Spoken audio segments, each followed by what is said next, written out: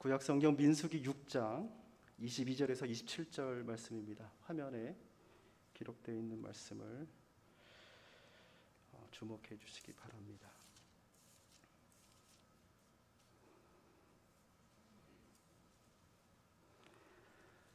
하나님의 말씀 봉독합니다.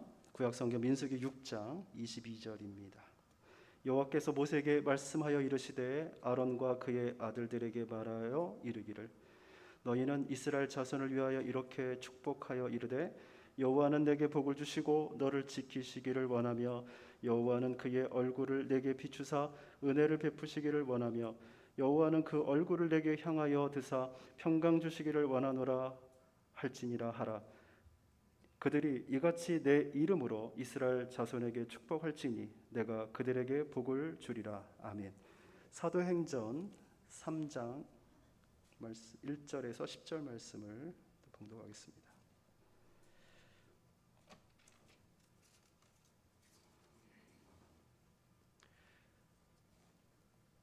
제9시 기도 시간에 베드로와 요한이 성전에 올라갈새 나면서 못 걷게 된 이를 사람들이 메고 오니 이는 성전에 들어가는 사람들에게 구걸하기 위하여 날마다 미문이라는 성전 문에 두는지라.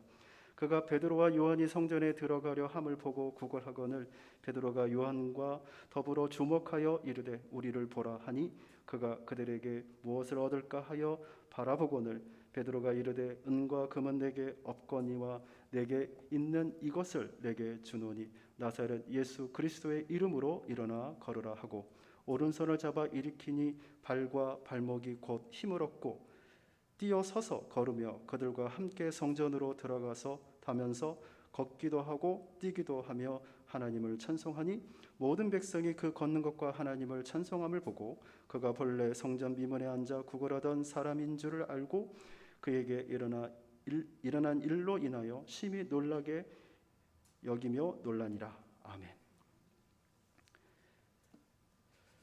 오늘 본문에 있는 말씀을 중심으로 축복의 통로라는 말씀으로 함께 하나님의 은혜를 나누도록 하겠습니다.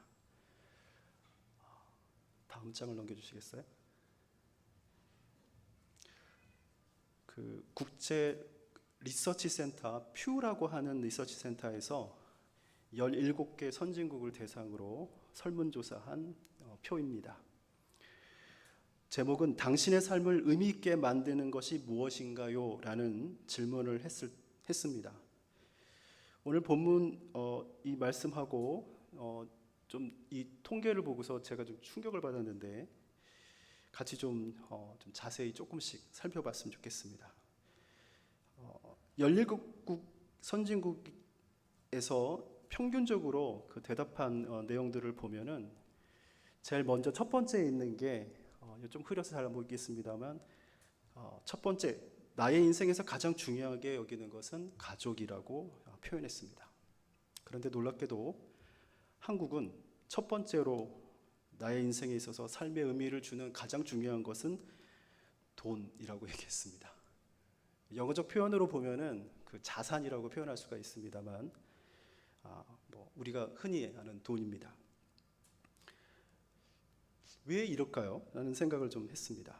다른 나라를 살펴보니까 스페인은 건강을, 대만은 사회를 가족보다 중요한 가치로 뽑았습니다. 그런데 오직 한국만 돈을 첫 번째로 뽑았다는 것입니다. 자, 이게 뽑을 때 선택하는 그 숫자, 그 항목에 복수 선택할 수가 있는데 우리나라 사람들이 선택한 것은 유일하게도 62%에 해당한 사람들이 그냥 돈 하나만 선택했다는 것이 의미심장한 통계 결과라고 볼 수가 있습니다. 나머지 17국에서 사람들이 중요하게 여기는 그 2위는 직업, 혹은 그 다음에 4위는 친구관계. 직업과 친구관계는 한국에서는 그렇게 중요하지도 않아서 순위에 있지도 않게 되었다는 것입니다. 자기 삶의 원칙으로 신앙을 꼽은 그런 나라 중에 대표적인 나라가 미국입니다. 15%에 해당하는 사람들이 신앙을 꼽았고요. 나머지 17국의 선진국에서는 삶의 가장 중요한 5가지 안에 신앙이 들어가고 있다는 것이 좀 특이한 그런 요점입니다. 한국인들 중에 신앙이 중요하다고 답한 비율은 1%밖에 해당이 되지 않았습니다. 신앙을 꼽은 비율이 한국보다 낮은 나라는 유일하게 일본밖에 없고, 이와 같은 통계를 보면 우리가 좀 이상하다라고 생각이 들 텐데, 한국에서는 기독교인들이 적어도 20에서 25%에 해당하는 기독교인이 있다고 자랑을 합니다만, 기독교인들조차도 신앙보다 돈을 최고의 가치로 생각한다는 통계를 보며 이게 이 통계가 좀 이상한 게 아닌가라는 생각을 했습니다. 오늘 우리들의 인생에 있어서 가장 중요한 것이 신앙이요, 복음과 구원과 생명이라고 교회가 아무리 떠들고 있지만 전혀 다른 그런 모습을 보여주는 단면이라고 볼 수가 있습니다. 왜 그럴까요? 그동안 우리는 교회에서 이와 같은 잘못된 복음을 전하지 않았는가라는 생각을 하며 좀 뒤돌아보기를 원합니다. 교회에 오면 돈을 많이 벌게 해준다는 그런 일들이 흔히들 우리들 가운데 옛날엔 있었습니다. 그리고 성직자를 중심으로 축복권이 있다는 것을 가르치고, 또한 성도들에게 목회자에게 잘하면 복을 많이 받는다라는 그런 거짓된 복음을 우리는 들은 적이 있습니다. 과연 그럴까요? 그렇게 전했는데 불구하고 그렇기 때문에 오늘 성경은 우리에게 잘못된 이 복음을 바로잡기 위해서 다시 한번 우리가 살펴보고자 하는 것이 오늘 구약에 있는 민수기 6장에 있는 말씀입니다. 하나님은 아브라함을 고향과 친척과 아버지의 집을 떠나 내게 보여줄 땅으로 가라고 명령하면서 내게 복을 주어 그로 너로 큰 민족을 이루고 내 이름을 창대하게 하리라 라고 말씀했습니다. 그러면서 하시는 말씀은 너는 복이 될지라 라고 명령하셨다는 것입니다. 여기서 그치지 않고 창세기 12장 3절에는 아브라함을 축복의 통로로 삼으셨습니다. 너를 축복하는 자에게는 내가 복을 내리고 너를 저주하는 자에게는 내가 저주하리니 땅의 모든 족속이 너로 말미암아 복을 얻을 것이라 라고 말씀하셨다는 것입니다. 하나님은 우리를 통하여 축복의 통로가 되라라고 명령하고 계신다는 겁니다. 우리를 통하여 하나님의 축복이 하늘에서부터 오는 모든 자에게 흐르고 있다고 말씀하십니다. 그런데 우리는 왜 하나님의 축복을 누리지 못하고 또한 전하지 못할까요? 먼저 하나님의 말씀하시는 이 축복이 무엇인지 우리는 살펴볼 필요가 있습니다. 제가 같이 본문을 좀 읽길 원합니다만 화면에 띄어져 있는 글씨를 좀 먼저 중요한 것만 올렸음을 양지해 주시기 바랍니다. 같이 함께 읽었던 민수기 6장 22절에는 이렇게 말씀합니다. 여호와께서 모세에게 말씀하여 이르되 아론과 그의 아들들에게 말하여 이르기를 너희는 이스라엘 자손을 위하여 이렇게 축복하여 이르되 하나님은 내게 복을 주시고 라고 말씀하십니다. 이스라엘 자손을 위하여 축복하는 것에 대하여 가르치고 있는 대목입니다. 24절입니다. 여호와는 내게 복을 주시고 너를 지키시기를 원하며 라는 말씀합니다. 하나님의 보호하심, 바로 너를 지키신다 라는 이 말씀을 주님께서는 첫 번째로 꼽았습니다. 이 본문의 이 말씀의 그 뜻을 살펴보면 보존하다, 감시하다, 주의하다 라는 뜻을 가지고 있습니다. 그렇습니다. 하나님은 우리를 위하여 주무시지도 아니하시고 한눈을 팔지도 아니하시고 온전히 보존하기 위하여 눈동자같이 보호하고 지키신다는 의미로 말씀하셨다는 겁니다.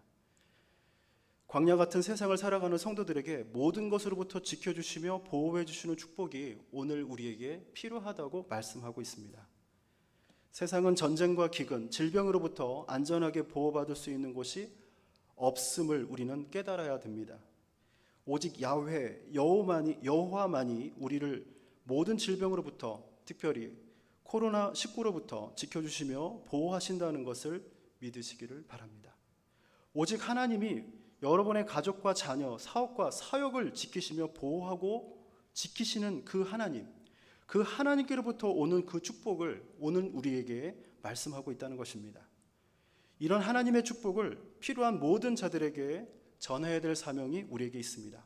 그리고 그들에게 임하는 하나님의 축복을 찬양하고 하나님께 영광을 돌리는 일이 바로 오늘 우리가 해야 될 첫 번째 일입니다. 돈에 있지 않다는 것입니다. 하나님께서 오늘 우리를 지키시는 것이 바로 우리가 받아야 될 복이라고 성경은 말씀하고 있습니다. 두 번째 25절입니다.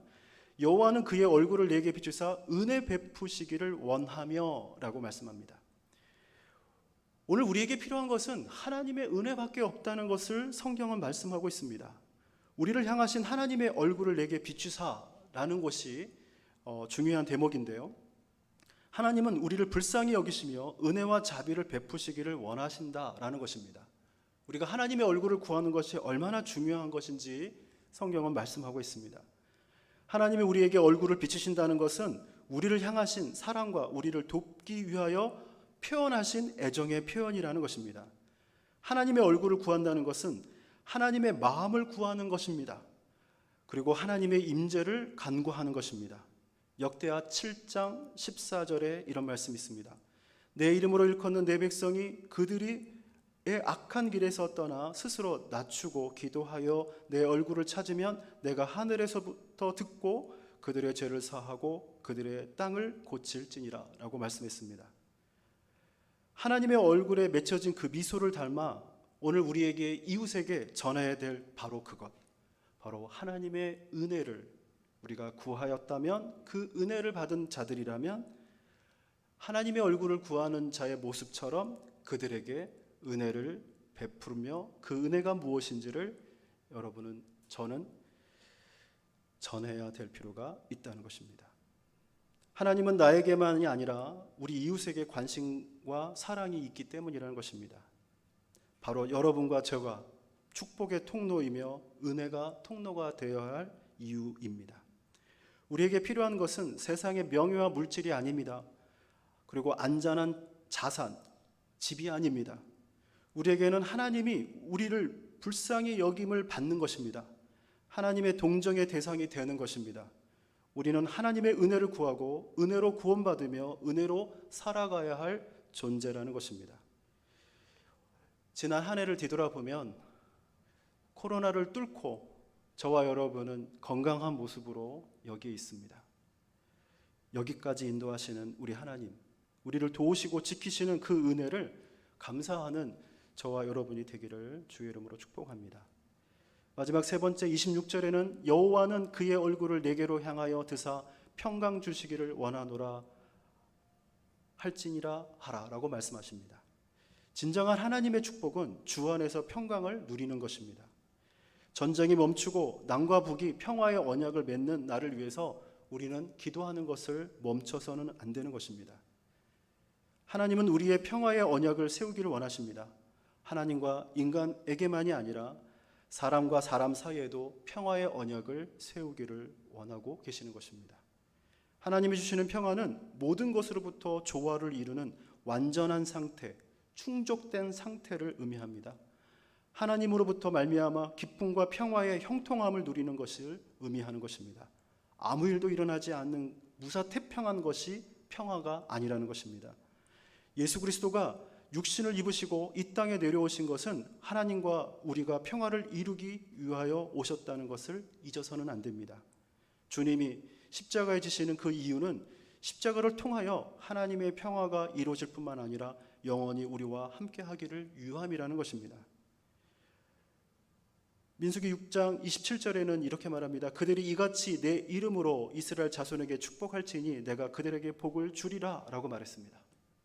오늘 우리가 주일날 교회 와서 성도들의 얼굴을 보며 반갑게 인사하는 것에 멈추는 것이 아니라 축복해야 되는 것입니다. 하나님의 이름으로. 여러분이 집에 돌아가서 자녀들을 바라볼 때 잘한 것만 보이는 것이 아니라 잘못된 것이 보이시죠? 그래서 야단을 치거나 지적을 합니다. 자녀들은 그것을 들으면서 또 시작하시네라고 잔소리라고 생각할지 모르겠습니다. 믿음의 가정에서 절대로 빼먹어서는 안 되는 것 중에 하나가 바로 하나님이 우리에게 가르쳐 주신 이 축복, 바로 이 복을 자녀들에게 베풀며 선포해야 될 의무와 사명이 부모된 자에게 있음을 여러분 꼭 기억하시기를 바랍니다. 우리가 주의 이름으로 축복할 때 하나님께서 그들에게 복을 주신다고 약속하고 계신다는 것입니다. 성도들이 해야 할 일 중에 가장 중요한 일을 우리는 그동안 잊어버리고 있습니다. 주의 이름으로 축복하는 일을 우리가 잊어버리고 있다면 하나님의 복을 우리가 어떻게 받을 수 있을까요? 목회자에게 주는 그 복이 아니라 여러분에게 준 하나님의 복이라는 사실을 꼭 기억하시기를 바랍니다. 우리의 축복의 통로가 어디로 향해야 될까요? 바로 나 자신에게만, 또 우리 가족에게만, 또 우리 교회, 하누리 선교교회에만 머물고 있다면 이것은 잘못된 복음이 아닐까요? 닫혀서는 절대로 안 되는 것이 바로 축복의 통로입니다. 하나님은 우리가 축복의 근원이며 축복의 통로라고 말씀하고 계십니다. 진정한 하나님의 축복을 전하는 사역을 우리는 멈춰서는 안 되는 것입니다. 하나님은 내게 있는 이것을 주라고 말씀하십니다. 바로 나를 위하여 십자가에 죽으신 예수 그리스도를 전하라고 말씀하고 있습니다.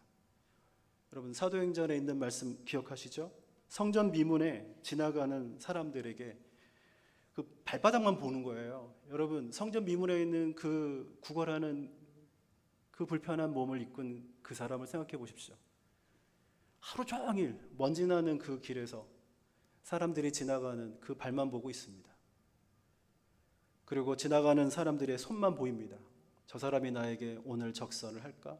오늘 나에게 일용할 양식을 제공할까? 라는 생각을 하게 됩니다.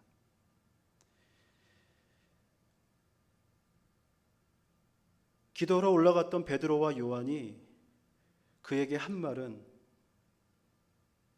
우리를 보라라고 말씀하는 것입니다.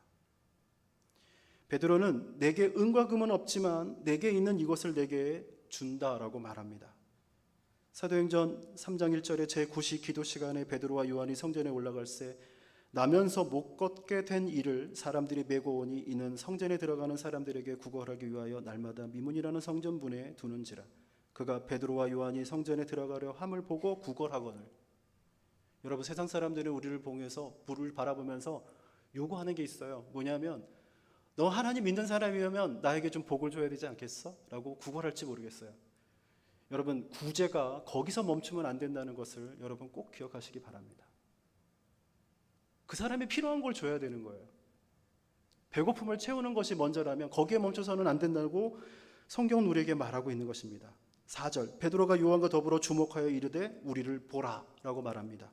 그가 한 번도 지나가는 사람 얼굴을 쳐다본 적이 없습니다. 왜요? 목적은 바로 거기에 있기 때문에 그래요. 돈에 있기 때문에 그래요. 여러분의 인생이 저와 내가 하나님을 믿는 목적이 돈이라면 지옥 갈 수도 있다는 것을 우리 잊어버려서는 결코 안 되는 것입니다. 왜요? 돈 때문에.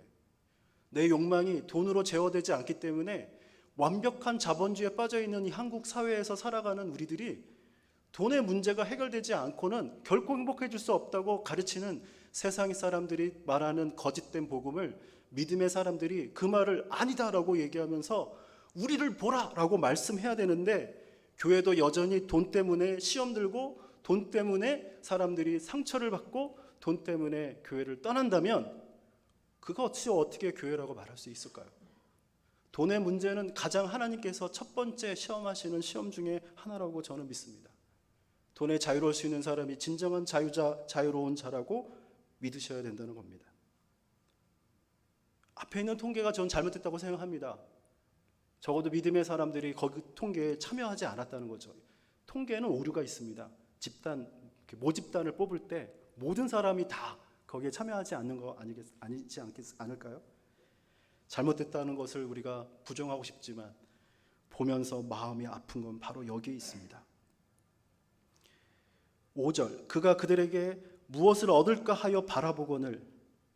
사도행전 3장 6절에 주님은 이렇게 우리에게 말씀하고 있는 것 같습니다. 베드로가 이르되 은과 금은 내게 없거니와 내게 있는 이것을 내게 주노니 나사렛 예수 그리스도의 이름으로 일어나 걸으라 라고 말씀합니다. 그러면서 손을 내밀었습니다. 7절, 오른손을 잡아 일으키니 발과 발목에 곧 힘을 얻고 8절, 뛰어 서서 걸으며 그들과 함께 성전으로 들어가면서 걷기도 하고 뛰기도 하며 하나님을 찬송하니 모든 백성이 그 걷는 것과 하나님을 찬송함을 보고. 여러분, 보여주는 게 중요한 겁니다. 하나님의 기적이 우리 안에서 나타나고 그것이 증거가 되는 그곳이 바로 교회가 되고 여러분의 믿음의 신앙의 생활을 하는 그곳, 삶의 현장, 바로 그곳이 보여져야 되는데 보여지지 않기 때문에 세상 사람들은 보이지 않는 하나님을 믿을 수 없다고 얘기하고 있는 것입니다. 10절, 그가 본래 성전 비문에 앉아 구걸하던 사람인 줄 알고 그에게 일어난 일을 인하여 심히 놀라며 여기며 놀라니라 라고 말합니다. 평화의 복음을 전해야 될 곳이 있습니다. 바로 그곳이 바로 하나님의 기적이 일어나는 곳입니다. 믿음의 사람은 평화의 복음을 전하는 사람입니다. 평화의 복음을 전하는 곳에는 하나님의 기적이 일어나는 것이 상식이 되는 곳입니다. 하나님은 우리를 통하여 평화의 복음이 전해지기를 원하십니다. 고린도전서 13장 3절에 이런 말씀이 있습니다. 내게 있는 모든 것을 구제하고 또 내 몸을 불살라게 내어줄지라도 사랑이 없으면 내게 아무 유익이 없느니라 라고 말합니다. 바로 내게 있는 것, 내 안에 살아계신 하나님의 아들 예수 그리스도를 전하는 것입니다. 그게 바로 구제로 멈춰서는 안 되고 바로 전해야 될 그 다음에 가장 중요한 핵심, 내 안에 계신 내게 있는 그것. 저와 여러분이 내게 있는 것이 없다고 생각한다면 그것을 찾아야 되는 것이 여러분의 인생의 첫 번째 목표가 되어야 될 줄 믿습니다. 내 안에 있는 걸 가지고 전하는 거예요. 다른 사람 것 가지고 전하는 거 아닌 줄 믿습니다. 만약 여러분 안에 살아계신 여호와 하나님이 말씀하고 있다면, 아론에게 내 아들을 이렇게 축복하라고 말씀하는 것을 우리는 기억하고 있다면, 날마다 자녀들을 위하여 이와 같은 축복을 하고 있다면 하나님이 너를 지켜줄 것이다, 하나님의 은혜가 너와 함께 할 것이다, 너의 인생에 있어서 하나님의 평화가 임할 것이다 라고 축복하고 있다면, 우리가 전해야 될 복음은 바로 내 안에 있는 진정한 평화를 주시는 예수 그리스도의 복음을 전하며 그 복음 안에서 진정한 자유함을 누리며 축복을 누리는 자가 되셔야 될 줄 믿습니다. 한우리 선교교회 모든 믿음의 성도들이 성탄절을 준비하며 여러분 주님 앞에 뭔가 준비하는 선물이 있지 않습니까? 나를 위해서 인생을 살아가는 사람들은 많아요. 다른 사람을 위해서 살아가는 인생을 살아가는 사람도 참 많아요. 이타적인 사람들이겠죠. 그러나 주님을 위해서 살아가는 사람은 그렇게 많지 않은 것 같습니다. 적어도 저희 교회의 모든 믿음의 성도들, 저와 함께 이 평화의 복음을 전하는 이 사명을 감당하는 믿음의 성도들이 다 되기를 주의 이름으로 축복합니다. 기도하겠습니다. 은혜로우신 주님 감사합니다.